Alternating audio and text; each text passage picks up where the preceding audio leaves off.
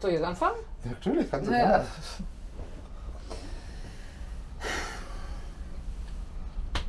Hallo, heute soll ich den Anfang machen.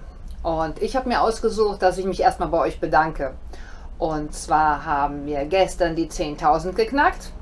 Nicht die 10.000 Abonnenten, aber wir haben 10.000 Views gehabt, das heißt mindestens 10.000 Zuschauer, Gäste bei uns in der Roomtour, die hier bei uns zu Besuch waren. Und ich finde es in 3 Wochen ganz toll. Also ich habe da überhaupt nicht mit gerechnet, weil wir haben das eher gemacht für jemanden, der mal so vorbeigeht oder um Freunde, Bekannte zu zeigen, was wir da eigentlich die ganzen letzten 6 Monate gemacht haben.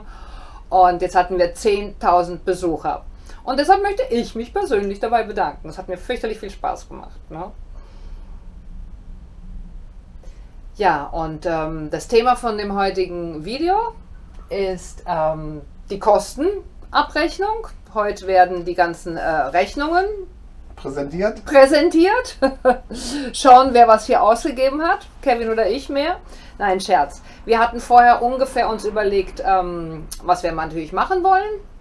Haben vieles dann im Laufe des Arbeitsprozesses entschieden. Materialien und so weiter vor allen Dingen. Ja. Und deshalb haben wir... Können wir doch kurz erklären, warum wir haben am Anfang ja keine detaillierte Aufstellung von den Kosten gehabt, sondern nur relativ grob gehalten, weil wir überhaupt keine Planung am Anfang gemacht haben. Also ich habe 0 Planungsstunden gehabt, weil ich einfach das Projekt direkt angefangen habe. Ich mache auch keine Zeichnung, ich mache immer alles einfach nur, konstruiert einfach im Kopf und denke mir so und so, das ist am besten für mich oder für uns.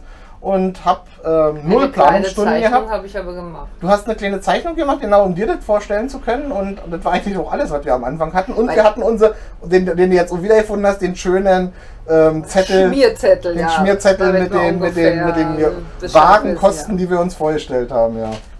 Ja. Das heißt, ich habe eine kleine Zeichnung gemacht aus dem Computer, damit ich mir das vorstellen kann, weil ich kann natürlich nicht immer in Kevins Kopf reinschauen. Und so ein kleines Budget, damit wir ungefähr wissen, ne, was wir da zu veranschlagen haben. Ne? Und jetzt wissen wir, wie viel es wirklich gekostet haben und das wollen wir euch zeigen. Angefangen hat es mit dem Kauf des Fahrzeugs. Ja. Da haben wir eigentlich weniger veranschlagt, aber beim Suchen haben wir schnell gesehen, wir sollten lieber ein paar mehr Euro in das Fahrzeug stecken und dafür in den Ausbau vielleicht ein paar Euro weniger, weil unser Budget war so um die 20.000 Euro. Insgesamt, ja. Und wir haben uns entschieden, mehr als die Hälfte sogar für das Fahrzeug auszugeben. Wir haben 10.500 bezahlt für den LKW.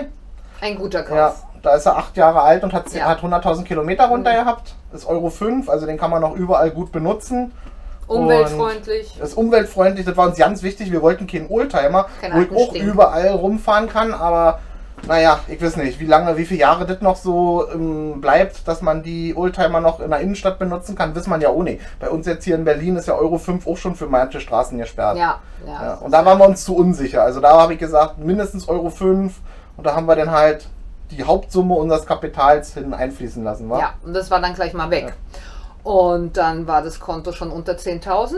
Ja. Nummer 2, was der große Posten war der Führerschein von Kevin, weil der. Aber den zählen wir nicht zu den Fahrzeugkosten. Den zählen wir nicht zu den Fahrzeugkosten? Nee, der war ja oben drauf, das hat ja mit dem Fahrzeug nichts zu tun. Also der ist raus, wäre auch ein kleiner Posten gewesen. Was hast du bezahlt? Für den Führerschein 1.400 war das. Ja, für einen Zusatzführerschein. Na gut, ist wie es ist. Und dann haben wir angefangen mit den Strichlisten, was wir alles brauchen und was wir uns leisten können. Und zwar haben wir gedacht, dass... Ja, wie möchtest du denn machen? Die Solaranlage. Ich denke, da sind wir ziemlich im Budget. Also bei der Solaranlage, da weiß ich jetzt nicht mehr, was wir uns vorgestellt haben, aber ich weiß ungefähr, was wir bezahlt haben. Na? Also insgesamt hat alles mit Batterien 1.400 Euro gekostet. Alle Einzelteile. Ich muss zugeben, ich denke, ich habe bei meiner schlauen Liste damals die Batterien nicht mit einkalkuliert. Ich habe 1.000 Euro veranschlagt, also du hast ja immer ungefähr gesagt. Und 1.000 Euro ohne die Batterien, kommt das hin? Ohne die Batterien waren es genau 1.000, ja. Weil die Batterien waren 400. Perfekt, der erste Treffer. Ja. Ja, na weil, ne? Dann habe ich geschrieben Wasser. Die ganze Wasseranlage? Ja. Da wüsste ich jetzt nicht. Ich weiß noch, der Container hat 150 Euro gekostet. Ich würde sagen, nochmal 300 dazu, also 450 Euro. Insgesamt? Ja. Ich habe 600. Ja, da haben wir gespart. Also da haben wir... Aber wann 450, haben wir die auch wirklich ausgegeben oder? Das war jetzt bloß meine grobe Schätzung. Doch. Ja, was hast du denn auf der wirklichen Ausgabeliste? Doch. Da haben wir die ganzen Rohre, dann haben wir diese ganzen Dinger zum Aneinandermachen von dem Wasser, dann haben wir das teuerste ist ja der Container der und der Wasserboiler. Der Boiler, der zählt glaube ich nicht dazu jetzt. Den haben wir extra, nee, den hatten wir extra. Weil wir den im Nachhinein erst gekauft haben. Und was war, ich weiß nicht, ist Spüle noch Wasser? Spüle habe ich auch extra. Aber die waren ja 20 Euro mit Wasserhahn, ja, da brauchen wir jetzt nicht groß drüber nachdenken, ob das da drin ist. Nö, aber 600 wären wir auch mit Boiler dabei gewesen. Also ich würde sagen, das ist alles fein, ist okay. Das war auf unserer Planungsliste. Gut, also sind wir nicht mehr als das, was wir gedacht hatten. Dann hätten wir Metall, in Anführungszeichen, schweißen. Da hast du dir erstmal ein Schweißgerät gekauft, ne? Genau, von Lidl, von Parkside. Alles hier mit dem 200 Euro Schweißgerät geschweißt. Nein, wir kriegen ja kein Geld dafür. Werbung! Nein, Scherz. Das hat 200 Euro gekostet. Ja, das war eine Investition und die behältst du auch. Das behalte ich. Ich wollte am Anfang eigentlich wieder verkaufen, denn ich habe nämlich eigentlich ein Wick-Schweißgerät, was ich wirklich gerne benutze. Aber für den Ausbau jetzt war ein Wick-Schweißgerät nicht wirklich ideal, weil da hätte ich zu viel Schutzgas verbraucht. Außerdem ist Wick-Schweißen relativ langsam. Da habe ich mir halt ein Mack-Schweißgerät bei Lidl gekauft. Das ist das, wo du dann immer schön drüber gemacht hast, ne? Dieses Wick. Das Wick war, bei manchen Nähten habe ich dann mit Wick dann nochmal eine Ziernaht gezogen. Ziernaht, okay, das war das Wick-Schweißen. Aber du behältst jetzt, weil du den dann doch so hübsch fandst. Ja, weil für 200 Euro ist das schon ein tolles Gerät gewesen. Okay. Kann ich nur weiterempfehlen. Gut, was hat uns denn das Metall gekostet? Weil ich habe ja dann mal wieder alles zusammen. Also da weiß ich genau, die erste Marge waren 500 Euro. Da haben wir uns das erste Mal, als wir bestellt haben, unser Grundgerüst ausgerechnet in Metern ungefähr, aber auch nur sehr grob. Und dann mussten wir noch zweimal nachbestellen, weil wir hatten genommen, also die Hauptkomponente hier sind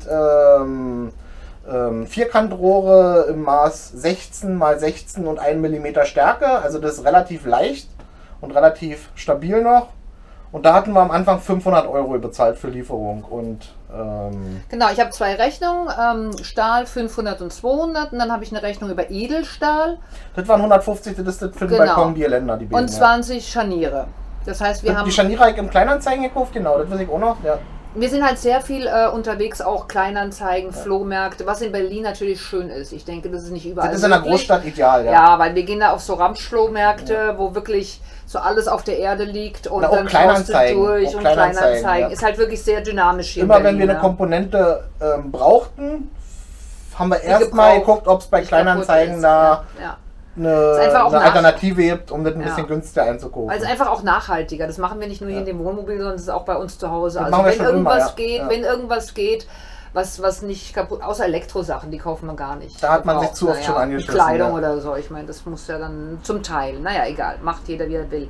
Wir hatten damals veranschlagt 700 für die ganzen Mic-Mac-Dingsbums-Geräte plus dieses Kabel, was man da zum Schweißen braucht, mit dem Schirm und so weiter, ja, und 1000 für Material, also 1700 sind wir bei beiden deutlich drunter. Und wir haben, du hast gesagt, 200 hast du gekauft, hast du nicht dann auch so Schweiß? Ja, aber das waren, sagen wir nochmal, 100 Euro extra für die ganzen Materialien. 300 für die Materialien. Die Schutzgasflasche hatte ich ja vorher schon von meinem Wick-Schweißgerät, also die mussten wir uns nicht kaufen. Ja, und dann haben wir ausgegeben, inklusive Edelstahl für draußen, was wir ja vorher noch gar nicht so... waren wir uns noch nicht sicher, 870, also sind wir definitiv auf der Hälfte, also ein großes, super. Okay, ein weiterer großer Posten Holz, weil wir bei der Roomtour gesehen habt, wenn ihr sie noch nicht gesehen habt, dann könnt ihr euch das nochmal anschauen. Wir haben sehr viel wir Holz müssen es dann irgendwo einblenden, ja, das ja, ist sehr viel Holz, ist einfach unser Material, finden wir schön, finden wir gut. Die gute USB-Platte. Ja. Ja, erzähl mal, was wir für Holz kurz benutzt haben und wie viel, Im Groben eigentlich nahezu nur die USB-Platte und dann haben wir Sperrholz verarbeitet, aber das nur in geringen Mengen und da kann ich euch gleich erzählen, also die USB-Platte habe ich zu 100% nur neu gekauft, weil die gibt es fast nicht anders und die Sperrholzplatten habe ich fast alle. Wir sind immer wieder in den Baumarkt gefahren und da gibt es bei uns hier beim Baumarkt eine Schnittrestekiste und da habe ich immer nur die Schnittreste mitgenommen. Ich habe gesehen, oh, das Maß passt ungefähr, auch unser Bettboden und so, das sind alles Schnittreste vom Baumarkt. Die kosten meistens nur 5 oder 10 Euro pro Stück, also da haben wir fast nichts für bezahlt am Ende. Und dadurch, dass wir alle 2 Wochen mindestens in den Baumarkt gegangen sind und ich habe da immer schon reichlich vorgekauft sozusagen. Kevin ist sofort reingegangen, ist durch den ganzen Baumarkt durch in die Schnittreste-Ecke und hat gekruschelt. Er ist halt so ein Sucher, ne? So also was haben wir dafür ausgegeben? Da würde ich sagen, ja? USB-Platten würde ich sagen 300 Euro. Ja, wir sind in 380. Oder da habe ich 380, zusammengeguckt, 380 sind diese Platten und der ganze Kruschelkrempel. Und die Schnittreste werden nochmal 100 Euro gewesen sein. Ja, und dann habe ich noch die Arbeitsplatte, weil die genau. ist ja technisch gesehen Holz und der Tisch und die Treppe, die haben wir ja aus diesem... Ja, da haben wir 2-mal für 100 Euro. Baubuche, Martina. Baubuche! Ich finde sie so schön und ich weiß nie, wie sie heißt. Gut, die Baubuche, also Pi mal Daumen, sind wir bei 650 Euro. Veranschlagt haben wir 1000. Da waren wir deutlich runter, ja. Dank der lieben Stöber-Kiste, Ecke, Dingsbums. Okay. Was wir noch sehr viel benutzt haben, also was wir gemacht haben, wir haben ja gedämmt mit Styrodurplatten. Da wussten wir auch ungefähr, wie viel wir brauchen. Da haben wir uns nicht verrechnet. Das waren so große Pakete. Du kannst da einfach abhaken, glaube ich, wa? Genau. Und was wir nicht, also was ich, muss ich sagen, wo ich überrascht war, wie viel Kleber wir hier reingehauen haben. Ja, das war sehr teuer. Da hat jede Kartusche ja auch 10 Euro gekostet. Ja, und die ist weggegangen. Also wir waren eigentlich gefühlt jedes Mal, wenn wir im Baumarkt waren, einmal in der Woche. Ja, waren wir am Baumarkt. Haben wir Karosseriekleber gekauft und wir hatten immer Kleber auf der Liste, immer. Und Kleber hatten wir immer nachgekauft. Da kostet eine Kartusche 10 Euro, aber das hat sich auch gelohnt am Ende. Wir hätten mal vorher 2, 3 von diesen Dingern mitnehmen können, weil 24 kosten natürlich weniger und wir haben das immer nur im Dutzend, weil wir waren uns nicht im Klaren, wie viel Kleber hier weggeht. Ja, wie das weggeht, ja. Also wir haben bestimmt 300 Euro für den Kleber nur bezahlt. Ja, gut geschätzt, gut geschätzt. Hast du die Rechnung, ja? 300 Euro. Ja, ich habe gesehen, wie viel es sind und dann hochgerechnet. Also Styrodur und Kleber und so weiter 300. Okay. Bad wissen wir noch nicht, weil Bad ist das nächste große Projekt vom Kevin. Da haben wir jetzt. Aber da durften wir ganz wenig noch ausgegeben haben, weil da haben wir bis auf den Einsatz in der Trenntoilette, den haben wir gekauft. Ansonsten ist alles ja selber gebaut. Gut, ich weiß nicht, ob ich Bad jetzt dieses WC dazu getan habe. Ich habe Bad damals veranschlagt 500 und da müssten wir inklusive Toilette und dieses Ding ungefähr mit hinkommen, ne? Ja, ich glaube, der Einsatz hat 130 Euro gekostet. 130. Und die Duschwanne habe ich auch gebraucht gekauft bei Kleinanzeigen. Ja, Kleinanzeigen. Die hat 25 Euro gekostet. Also, 25, dann brauchen wir noch die Platten. Die Tränenblechplatten, genau, die werden uns oben die 300 Euro kosten. Haben wir schon geguckt, ja. Bisschen Material, Schräubchen, Däubchen. Und der Badezimmerschrank, der ist ja aus einem Werkzeugkoffer gemacht worden. Da könnt ihr euch auch anschauen. Bei uns auf der Seite habe ich kurz ein paar Fotos vorgestellt. Vorher, während, nachher, während Kevin das alles so putzt und poliert und das umbaut. Vielleicht hat einer Lust zu sehen, wie aus einem Werkzeugkoffer ein Badezimmerschrank wird. Ja, okay, das Bad ist gut. Dann haben wir die Türen.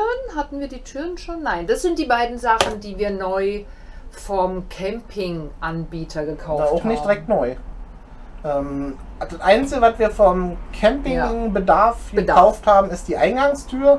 Das geht technisch nicht anders, also geht technisch schon anders, aber wir haben uns entschieden, da vom Campingbedarf zu kaufen und die beiden Fenster. Also wir haben ja in der Toilette und oben am Schlafplatz ein Fenster. Die haben wir beide im Campingbedarf gekauft und zwar weiß ich das ohne ganz genau, weil das kleine Fenster ersteigert für 97 Euro. Echtglasfenster, Schiebefenster, da wollte ich unbedingt ein Schiebefenster, weil das kann ich auflassen, wenn ich fahre. Also wenn mal auf der Toilette, wenn man geduscht hat oder so, ihr wisst ja, da erhöht sich ja auch schon die Luftfeuchtigkeit relativ hoch und dann können wir das Fenster einfach aufschieben und trotzdem fahren. Und oben das Fenster, da weiß ich nicht mehr genau, das haben wir auch in eBay gekauft, nicht? Das 200 waren 200. Habe ich per PayPal bezahlt. Ja, und die Tür, das weiß ich ja sofort, weil das waren 650, das ist das teuerste Bauteil, was wir hier im Fahrzeug verbaut haben. Einzelbauteil, ja. Die hatte eigentlich aber wir haben gedacht, wir zahlen 300 pro Fenster. Und wir haben gespart, 300 insgesamt bezahlt. Also Leute, eBay Kleinanzeigen. Oder darf eBay. Man schon wieder Werbung machen? Aber die Fenster waren in eBay. Werbung, ja, aber die Fenster waren in eBay. Unbezahlte Werbung, die bezahlen uns nicht. Aber es ist einfach, natürlich ist ein kleines Risiko, finde ich, eBay, ja. Aber im Laufe der Zeit hat man auch irgendwie so einen Riecher, wenn einer so ist. Also wir haben eigentlich durchweg gut. Wir haben ganz selten mal wirklich schlechte Erfahrungen gemacht. Ne? Also, und sind immer sehr glücklich, wenn man Sachen nochmal benutzen kann, ja. Die andere Leute vielleicht falsch gekauft haben und so weiter, die stehen nicht rum und ja, auch wie gesagt, da kommen wir ja später noch. Ja. Das Tischbein ist ja auch. Es macht ein gutes Gewissen, ne? Sachen nicht gleich irgendwie wegzuschmeißen, auch zu verkaufen, wenn man sich selber mal verkauft. Gut, das sind die Fenster, haben wir. Die Schiebetür. Unsere wunderbare Schiebetür. Die Schiebetür, da wissen wir ja den Preis direkt, weil das waren 580 €, ne? Ja, wir haben Die 550. mussten wir uns auf Maß anfertigen lassen und dann mit Sicherheitsglas, also da ist vorgespanntes Sicherheitsglas drin, glaube ich. Vorgespannt hieß das irgendwie. Und das haben wir direkt neu gekauft, da gibt es ja keine Möglichkeit, das gebraucht zu kaufen. Ja, nee, ist ja auch richtig, muss ja auch. Sicherheit, die ganzen Dings da. Außentür haben wir, Bad haben wir und so weiter. Die Küche haben wir veranschlagt mit 500 und einmal 85. Was waren 85? Naja, 500, weiß ich nicht. glaub, Aber der 500, da Kühlschrank. sind wir ja definitiv drunter geblieben, weil wir haben ja außer der Mikrowelle, dem Kochfeld und dem Kühlschrank haben wir ja keine Küchengeräte mehr eingebaut. Wir wollten am Anfang, haben wir mit dem Ja. Gedanken gespielt, einen Geschirrspüler. 4 Küchengeräte Ja. wollten wir haben. Deshalb haben wir 4 Plätze eigentlich geschaffen. Erinnerst du dich? Wir wollten einen Backofen, wir wollten einen Geschirrspüler, wir wollten eine Waschmaschine und wir wollten einen Kühlschrank. Ja. Ich wollte. Und geblieben ist davon noch? Geblieben ist der Kühlschrank und eine Mikrowelle. Und die Mikrowelle ist jetzt auch nicht so aktiv. Also die Mikrowelle ist mal so das Backup, würde ich sagen. Ne?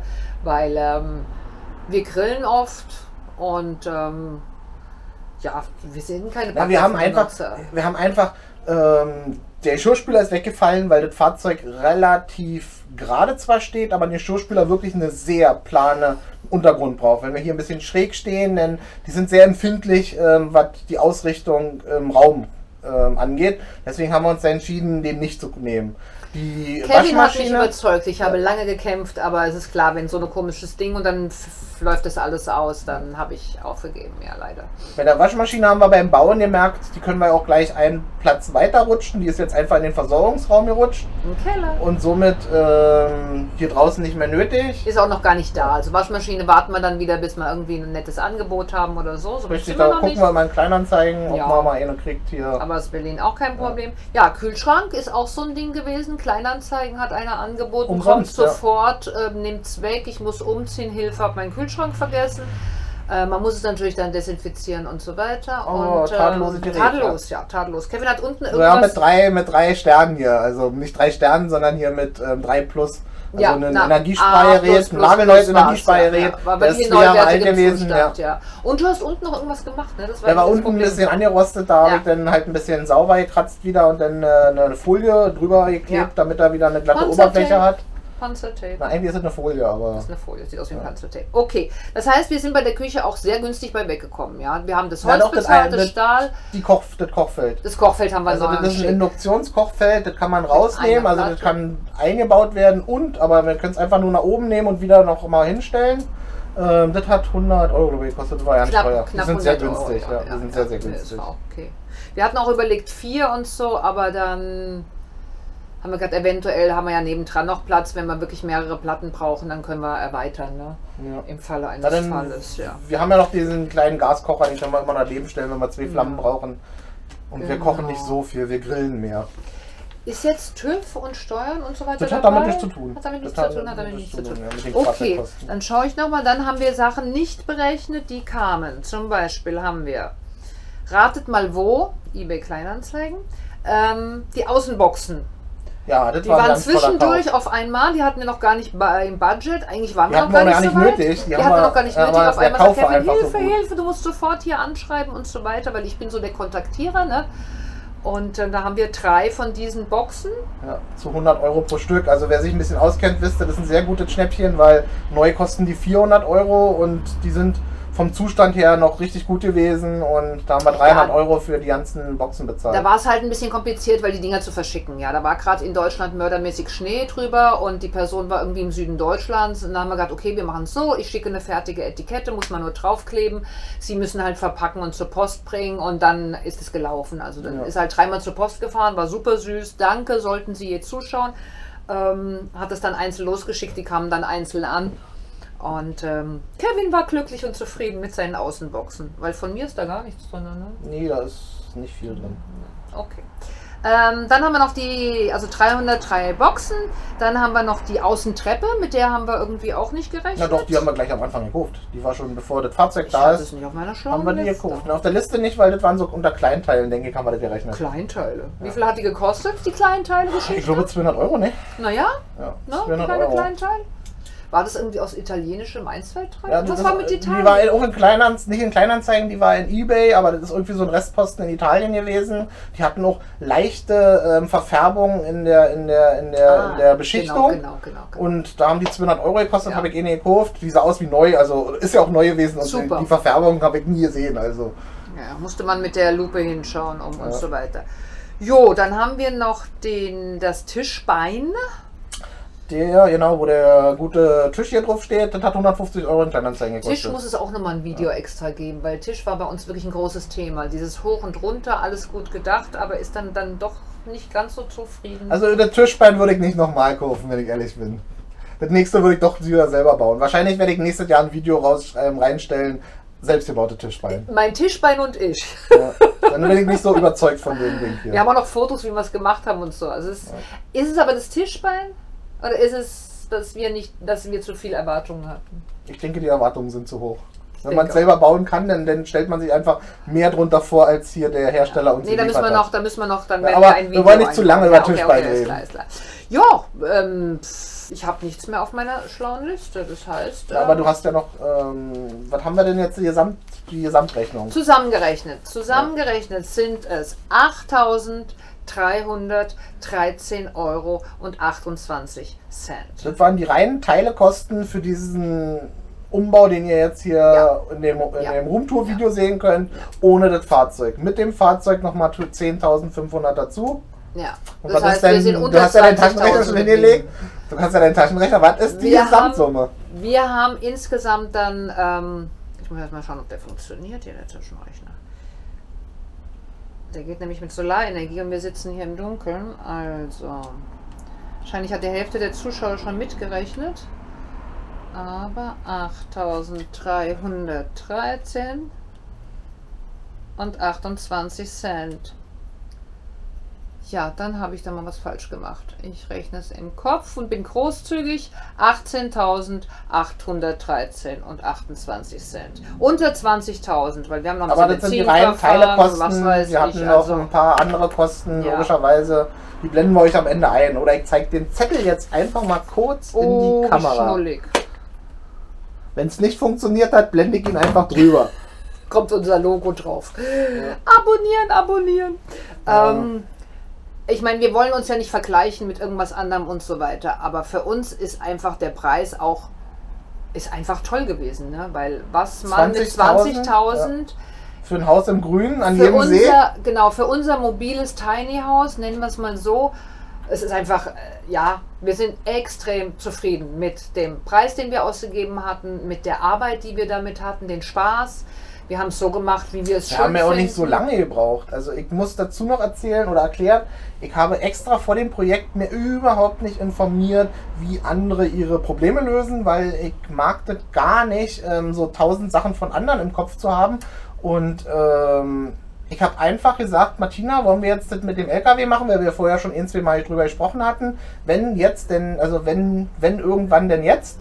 Und da habe ich gesagt, okay, dann fangen wir jetzt an. Und dann habe ich mir meine Grundvorstellung gemacht. Wie gesagt, ich habe überhaupt keine Planungszeit genommen. Ich habe nicht irgendwie eine Zeichnung erstellt. Eigentlich aus dem Bauch raus, ne? Aus dem Bauch heraus das Fahrzeug gebaut. Und deswegen bin ich auch zu vielen Lösungen gekommen, die wahrscheinlich andere für anders gemacht haben. Aber diese Lösung ist einfach, ohne dass ich drüber nachgedacht habe, entstanden. Und im Nachhinein habe ich jetzt gesehen, dass wir in den Kosten relativ niedrig sind. Ja. Wir haben uns jetzt mal zusammen ein paar andere Videos von euch angeguckt, die auch ganz tolle Sachen gebaut haben. Aber in den Kosten sind wir wahrscheinlich eher am unteren Rand zu finden. Ja. Ja. Und wir sind super zufrieden deshalb. Weil und ist ja gut. Und in der Bauzeit auch. Also ich bin, ich habe ungefähr 650 Stunden verbraucht und Martina hat bestimmt 400 Stunden auch gearbeitet. Ja. Also das ist unsere Gesamtzeit in Arbeitszeit und da habe ich gesehen, manche Projekte die brauchen sehr viel länger oder haben sehr viel länger Zeit investiert. Das hatten wir ja nicht. Wir haben ein halbes Jahr gebraucht. Wir haben nicht zugehört. Das war sehr zügig, also das ist halt diese Bauweise wahrscheinlich auch, diese Rahmenbauweise. Es ist auch deine Art zu bauen. Ich meine, du hast alles im Kopf nachts, stehst morgens auf wie ein Roboter, gehst hin und machst nur das. Ja, ich überlege mir das abends immer schon, was ich nächsten Tag machen will, löse mir dann meine Probleme. Sehr zielstrebig. Und dann... Aber das ist eigentlich gut geklappt. Wir sind da für unser Ding sehr zufrieden. Wie gesagt, und ich bin erfahren. Ich mache ja viele Projekte schon. Ich mach jeden Winter eigentlich irgendein Projekt. Jetzt nicht immer nur hier mit Handwerk, aber auch mit Programmieren und so. Ja, und da gewöhnt man sich irgendwann eine gewisse Strategie an, wie man ein Projekt umsetzt. Und bei mir ist die Strategie so, ich denke wenig drüber nach, sondern ich starte einfach und löse die Probleme so, wie sie auftauchen. Also nicht im Vorhinein schon 1000-mal zerkaut sozusagen, sondern wenn ich sehe, wie mache ich das, löse ich das jetzt, dann nehme ich mir auch mal einen Tag Zeit und denk drüber nach und setze das um und sehe dann hinten ist dann auch ein Rattenschwanz dran mit mehr Problemen oder hat es funktioniert. Ja. Und du warst ein fleißiger Helfer. Ganz wichtig, das braucht man auf jeden Fall. Gerade beim Schweißen, da muss immer jemand festhalten, halten. Wir haben es ja auch mit sehr einfachen Materialien gemacht. Also die wurden alle hier, also die ganzen Rahmen wurden im Fahrzeug gebaut und nicht auf den Richttisch vorgeschweißt und dann hier reingestellt. Die Möglichkeiten hatten wir leider nicht. Also wie gesagt, unsere Werkstatt war der Straßenrand. War die Straße. Ja. Und das Fahrzeug. Also am Anfang konnten wir noch viel hier drinnen machen, weil der Raum ja noch wir haben immer von der einen Seite hatten wir hier so ein langes Brett liegen, ne, und haben da gebaut. Dann waren wir auf der anderen Seite fertig und sind wieder auf die anderen Seite und hatten da die Arbeitsplatte und wieder nach vorne und nach hinten. Also haben wir viel im Auto gemacht. Ne? Und bis die Heizung nicht kam, war es nicht. Die Heizung! Die Heizung, ja. Die Heizung, ganz wichtig. Die haben wir auch gekauft, ja. Einer der glücklichsten Tage meines Lebens. Als die Heizung die Dieselstandheizung kam. Die Dieselstandheizung. Ja. Die Heizung. Was hat uns die Heizung gekostet? Na, in den Gesamtkosten ist sie ja mit drin, ja, also, ja, klar. Aber im Einzelstück, das war nicht so teuer. Ich glaube, die hat um die 300 Euro. Ja, ja. So mit allem, mit anschließend und dann so einem komischen Tauchding drin, damit du weißt, wie viel Diesel drin ist. Tankabnehmer, ja, und so. Aber das war nicht so teuer. Also nee, dafür, was sie liefert, muss ich sagen, super. Ein Top-Produkt. Ja. Super, ne? Zu viel. Stinken tut sie auch nicht. Ich dachte, nachher stinkt die ganze Bude nach Diesel, aber es ist komplett Geruch. Ich weiß ja nicht, wie du es gemacht hast. Aber nee, das ist aber in der Funktion nicht von dem Gerät drin. Das machen wir auch mal ein einzelnes Video drüber. Naja, ich denke für jetzt und heute. Ne? Haben wir die Kosten offengelegt.